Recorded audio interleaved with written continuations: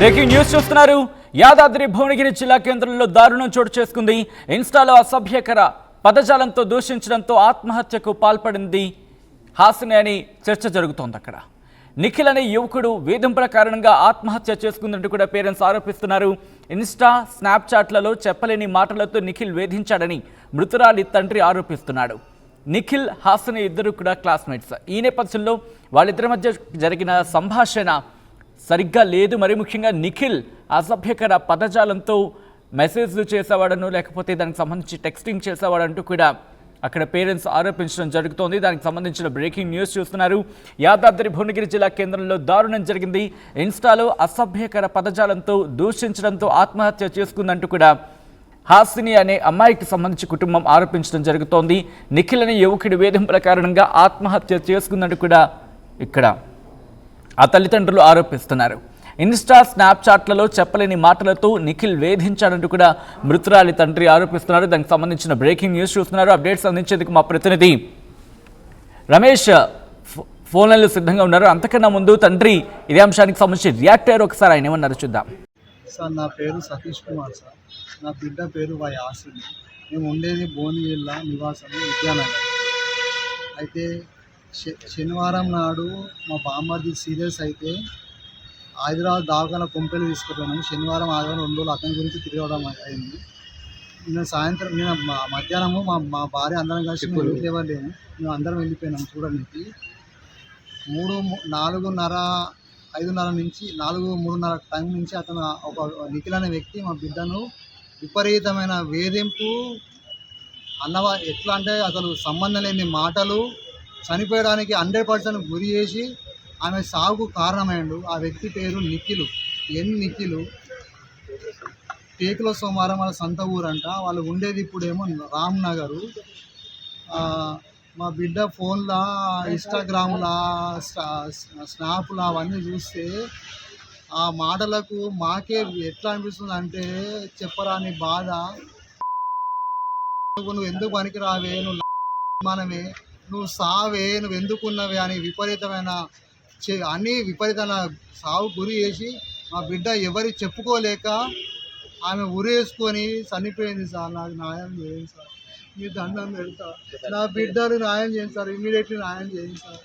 నా పానం పోతుంది సార్. నాకు ఒక్కగానొక బిడ్డ సార్. ఒక్క మ్యాటర్లు ఎట్లా అంటే విపరీతమైన టార్చర్ సార్. ఘోరంగా మా బిడ్డ స్క్రీన్ అంటే వాడు తెలివితోటి అన్ని డెలీట్ చేసేటట్టు చేసింది సార్. మా బిడ్డ ఏదో పాపం బాధపడి స్క్రీన్ షాట్ తీసి మళ్ళీ ఫోన్లో పెడితే ఈ ఫోన్ సిఏసార్ నిన్న ఇచ్చినాము. ఇది సార్ కాపీస్. రైట్, అది ఆ తండ్రి ఆవేదన, ఆ తండ్రి ఆరోపణ. అనరాని మాటలతో, బహుశా ఇంతకు మించి అసభ్యకర పదజాలంతో తన కూతురుని వేధించేవాడంటూ కూడా ఆ తండ్రి ఆరోపించడం జరుగుతోంది. ఆ వేధింపులు తట్టుకోలేకి బల్వన్ మరణానికి పాల్పడింది తన బిడ్డ అంటూ కూడా ఆయన ఆవేదన వ్యక్తం చేస్తున్నాడు. అప్డేట్స్ అందించేందుకు మా ప్రతినిధి రమేష్ ఫోన్ లైన్లో సిద్ధంగా ఉన్నారు. రమేష్, అసలు ఇంతకీ ఏం జరిగింది? ఇన్వెస్టిగేషన్ ఎంతవరకు వచ్చింది? అతగాన్ని అదుపులోకి తీసుకున్నారా పోలీసులు?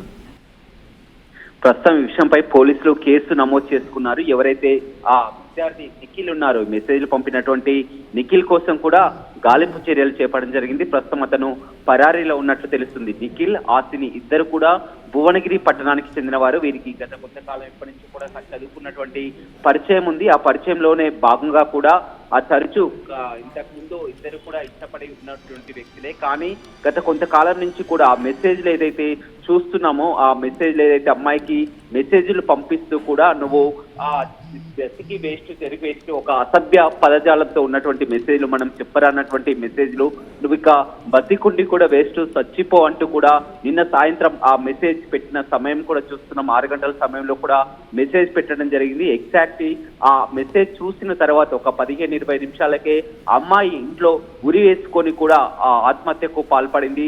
తల్లిదండ్రులంతా కూడా కన్నీరు మున్నీరవుతున్నారు. ఆసిని తండ్రి చెప్తున్నటువంటి ప్రకారం మాత్రం నిఖిల్ అనే ఆ యువకుడు తమ కూతురికి ఈ విధంగా ఇలాంటి మెసేజ్లు పంపుతున్నారు. అసభ్యకరమైనటువంటి మెసేజ్లు పంపుతూ వేధింపులకు గురి చేస్తున్నారు. ఆ వేధింపులు భరించలేకనే తన కూతురు ఆత్మహత్యకు పాల్పడిందని తండ్రి చెప్తున్నటువంటి పరిస్థితి కనిపిస్తుంది. వీరిద్దరు కూడా ఇంటర్లో క్లాస్మేట్స్ అని తెలుస్తుంది.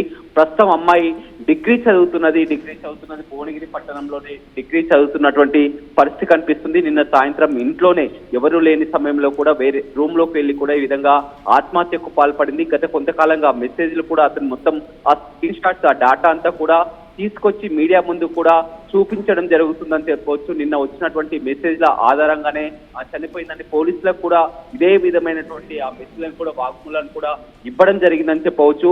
పూర్తిగా నిఖిల్ ఏదైతే ఉన్నదో నిఖిల్ మెసేజ్ల వల్లనే ఈ విధంగా చనిపోయిందని చెప్తున్నప్పటికీ కూడా పోలీసులు మాత్రం విచారణ ప్రారంభించడం జరిగింది. ఎందుకు అమ్మాయి చనిపోవడానికి ఒక నిఖిల్ పంపినటువంటి మెసేజ్లే కారణమా మరేదైనా అనుమానాలు ఉన్న కోణంలో కూడా పోలీసులు విచారణ అయితే ప్రారంభించడం జరిగింది. ఒక్కగానొక్క కూతురు ఈ విధంగా ఇంట్లో ఉరి వేసుకొని చనిపోవడం పట్ల తల్లిదండ్రులతో కూడా కన్నీరు మున్నీరుగా విలపిస్తున్నటువంటి పరిస్థితి భువనగిరిలో కనపడుతుంది.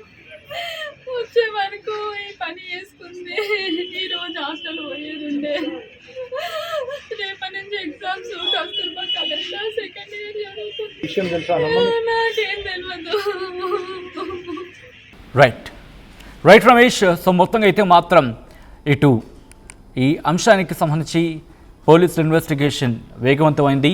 యాదాద్రి భువనగిరి జిల్లా కేంద్రంలో దారుణం జరిగింది. ఇన్స్టాలో అసభ్య పదజాలంతో దూషించడంతో ఆత్మహత్యకు పాల్పడింది తన కూతురు హాసిని అంటూ కూడా ఆ కుటుంబం ఆరోపించడం జరుగుతోంది. నిఖిల్ అనే యువకుడి వేధింపుల కారణంగా ఆత్మహత్య చేసుకుందంటూ కూడా ఆ తల్లిదండ్రులు ఆరోపిస్తున్నారు.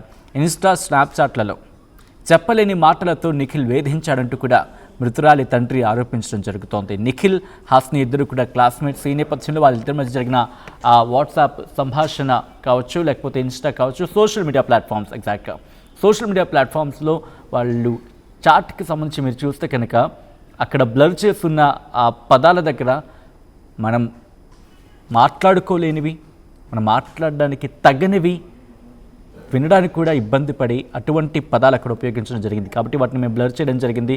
ఒకసారి మీరు చూడొచ్చు, నీహా అంటూ లవ్ ఇమోజీతో అక్కడ మీరు చూడొచ్చు. దాంతోపాటు ఆ కాన్వర్సేషన్ మీరు చూస్తున్నారు ఆర్టీవీ స్క్రీన్ మీద. అది ఆ తండ్రి ఆరోపిస్తున్నారు. ప్రస్తుతం అటువంటి టెక్స్టింగ్ చేయడం వల్ల, అటువంటి కాన్వర్సేషన్ కారణంగానే తమ కూతురు బలవన్ మరణానికి పాల్పడిందంటూ కూడా ఆ కుటుంబం ఆరోపిస్తోంది. ఈ కథను మిమ్మల్ని కాస్త కలవరపరచవచ్చు. అయితే మిమ్మల్ని కలవరపాటుకు గురించడం ఆర్టీవీ ఉద్దేశం కాదు. కానీ ఇటువంటి కథనాలు చూసినప్పుడు కాస్త కలవరపాటుకు గురే అవకాశం ఉంటుంది. కాబట్టి దీనికి సంబంధించి తగిన జాగ్రత్తలు తీసుకోవాలని చెప్పి ఆర్టీవీ సూచించడం జరుగుతోంది. బయట ప్రపంచంలో ఏం జరుగుతుందో మీకు చూపించడం, తద్వారా మీకు అవగాహన కల్పించడం, మిమ్మల్ని అప్రమత్తం చేయడంలో భాగంగానే ఈ కథను చూపించడం జరుగుతుంది తప్ప మిమ్మల్ని కలవరపాటు గురి చేసే ఉద్దేశం ఆర్టీవీకి ఎన్నడూ ఉండదు. కానీ ఇటువంటి కథనాలు చూసినప్పుడు కాస్త కలవరపాటు గురే అవకాశం ఉంటుంది. కాబట్టి దీనికి సంబంధించి తగిన జాగ్రత్తలు తీసుకోవాలని చెప్పి ఆర్టీవీ సూచించడం జరుగుతోంది. పిల్లల విషయంలో తల్లిదండ్రులు పిల్లలకు సెల్ ఫోన్ ఇచ్చామా, పిల్లలకు ల్యాప్టాప్ ఇచ్చామా, పిల్లలకు దీంతో పాటు అంటే ట్యాబ్ ఇచ్చామా, లేకపోతే కంప్యూటర్ ఇచ్చామా అనేది వాళ్ళకి ఇచ్చామా అని వదిలేయకుండా వాళ్ళు ఏం చేస్తున్నారు, ఆ సెల్ ఫోన్స్ని వాళ్ళు ఎలా యూజ్ చేస్తున్నారు, లేకపోతే ఏమైనా మిస్యూజ్ చేస్తున్నారా? ఎందుకంటే చదువుకునే వయసులో అప్పుడప్పుడే మెచ్యూరిటీ వస్తూ ఉంటుంది, ఆలోచించే ధోరణి మారుతూ ఉంటుంది. వాళ్ళ మీద ఒక కన్నేసి ఉంచి ఏం చేస్తున్నారు, వాళ్ళతో మాట్లాడడం, ఆ ఫోన్ కాన్వర్సేషన్స్ కావచ్చు, లేకపోతే ఫోన్లో మెసేజ్లు కావచ్చు, ఒకసారి వాళ్ళతో మాట్లాడి వాళ్ళని అడిగి తెలుసుకోవడం, వాళ్ళు పడుతున్న ఇబ్బందులని అడిగి తెలుసుకోవడం, అసలు వాళ్ళు ఎలా మాట్లాడుతున్నారు, వాళ్ళ కాన్వర్సేషన్ ఎలా ఉంటుందో అడిగి తెలుసుకోవడం, ముఖ్యంగా పేరెంట్స్ కూడా ఒక కన్నేసి ఉంచాల్సిన అవసరం కనిపిస్తోంది. అసలైన తొలి వెలుగు. ఫాలో వాట్సాప్ @తొలి వెలుగు official.